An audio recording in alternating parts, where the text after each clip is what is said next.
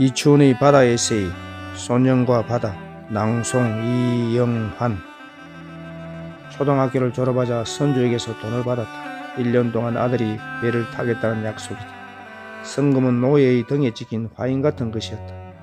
비가 오든 바람이 불든 바다에 나가 일해야 한다. 쉬는 날 없이 동트는 새벽녘에 바다로 나가서 깜깜한 밤 일자리를 자취로 삼아 폭으로 돌아왔다. 뱃일보다 더 힘든 것은 성금을 받았다는 이유로 스스로에게 자신이 노예의 감독관이 되는 것이었다. 쉴 새 없이 죽으라 일하지만 희망 없이 반복되는 아들의 미래가 시시포스가 감내해야 하는 형벌처럼 여겨졌을 것이다. 뱃일을 하면서 틈틈이 도망 비용을 마련하려고 물고기 배를 따서 말렸다. 아버지는 배사람이 된다는 것이 어떤 것인지 잘 안다. 아들이 배를 타는 것이 내키지 않아 선뜻 성금을 받고 싶지 않았을 것이다. 배사람으로서 알아야 할 경험들 또한 알려주고 싶지 않았으리라. 머슴을 사는 일이 어디 쉬운 일인가. 남의 배를 타면서도 아버지와 함께 고기를 잡아본 적이 없었다. 배사람들은 하나의 불문율이 있다. 가족과 함께 배를 타지 않는 것이다. 바다에서 험한 일이 생기면 가족이 한 명이라도 더 살아야 한다는 이유에서다. 아들이 섬을 떠날 것이라는 눈치라도 챈 듯 같이 섬으로 부시리를 잡으러 가자 하셨다. 작은 추억이라도 만들어 주시려고 그랬을까. 그날은 물때가 좋지 않아 1시간여 동안 낚싯줄을 끌어봤지만 부시리는 구경도 못했다. 30분쯤 백기를 잡아 집으로 돌아오는 길이었다. 해질 무렵이라 갈매기와 물새들이 먹이 활동이 활발한 시간이다. 어부들은 물새떼가 있는 곳은 늘 먹이가 있다는 것을 안다. 갈매기 떼가 군무를 추고 있었다. 검은 바닷속 물체에서 빛이 반짝인다. 물고기 몸에서 떨어져 나온 작은 비늘이 햇빛에 반사되는 것이다. 시원한 바닷바람에 몸을 맡기고 낮잠을 자는 아버지를 불렀다. 아버지, 저것이 뭐다요? 뭐다냐? 아버지는 급히 엔진을 죽이면서 바다를 살폈다. 평생을 어부로 사셨던 분이지만 한 번도 이런 광경을 본 적이 없다 하셨다. 바다 위에는 갈매기들이 무리 지어 시커먼 바다를 향해 다이빙을 해댄다. 멸치떼가 뛰어올랐다. 물고기가 물 밖으로 뛰어오르는 경우는 흔치 않다. 바다 속에 사단이 난 듯하다.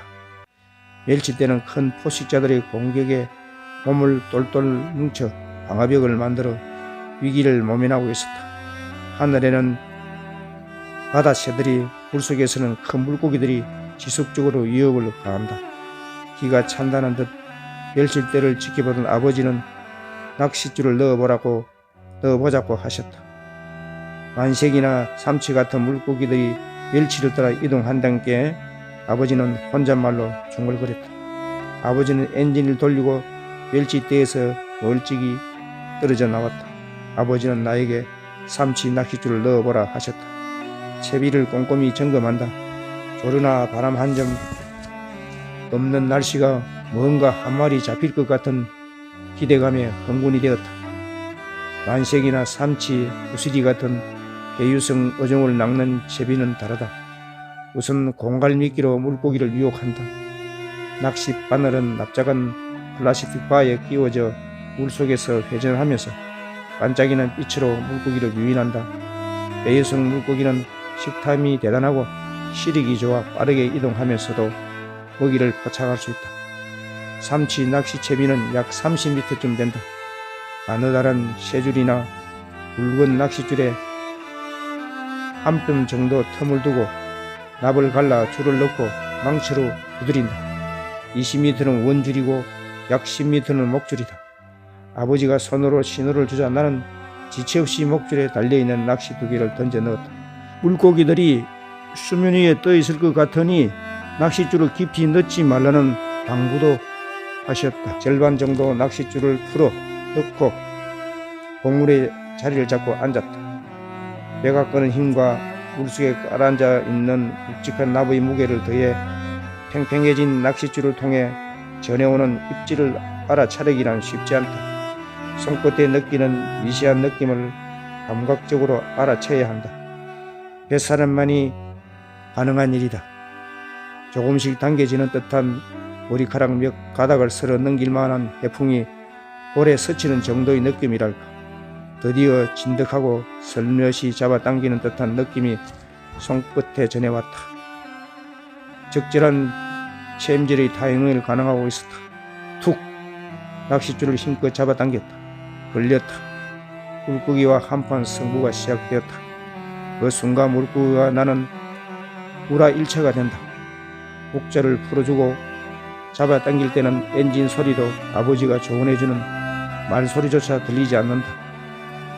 목줄을 잡아당길 때이면 손끝에 전해오는 묵직함에 크기를 가늠할 수 있다. 오늘 이 녀석을 잡고 못 잡고는 심리 싸움에 달렸다.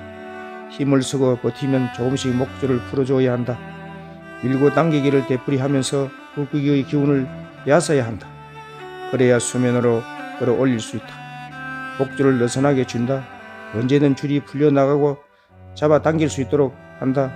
물고기가 낚시에서 벗어나려고 가을지자로 요동친다. 첫놈을 놓치면 먹이를 쫓아 따라붙던 무리들이 달아난다고 배웠다. 성질물이 고약한 놈을 어르고 달릴지 몇 번쯤 흘렸을까. 허연 배를 뒤집으며 물 위로 떠오른다. 삼치였다. 물살을 쉽게 발라 헤엄치도록 날씬하고 머리에서 꼬리까지 검은 점들이 박혀있다. 대가리는 화살촉처럼 생겨 성질이 급하게 보인다. 눈짐작으로 거의 1m쯤 되었다. 내가 한 마리 잡아 올리자 배에 있던 나머지 낚싯줄도 풀어졌다. 입질이 시작되었다. 배는 멸치대 주위를 천천히 선회한다. 삼치도 군중 심리가 있다. 한 놈이 물고 늘어지면 나머지도 달려와 다짜고짜 물고 늘어진다. 몇 전에 수십 마리의 삼치가 허연 배를 뒤집고 귀족의 위용을 자랑한다. 삼치 노다지다. 삼치와 해풍을 가득 실어 묵직해진 배가 파도를 가볍게 가르며 폭으로 돌아왔다. 다음날 아들은 소리대에서 얼굴을 볼 수 없었다. 아들이 무도로 야반 도주하자 아버지가 뒷감당을 하셨다. 온갖 모욕과 비난을 감수해야만 했다. 아버지는 아들을 원망하지 않았다. 아버지였기 때문이다. 동네 방천에서 까치섬을 본다. 야반 도주하기 전날 아버지와 아들이 삼치를 잡았던 바다가 저렇게 파랬다. 끝까지 시청해 주신 여러분께 감사드립니다.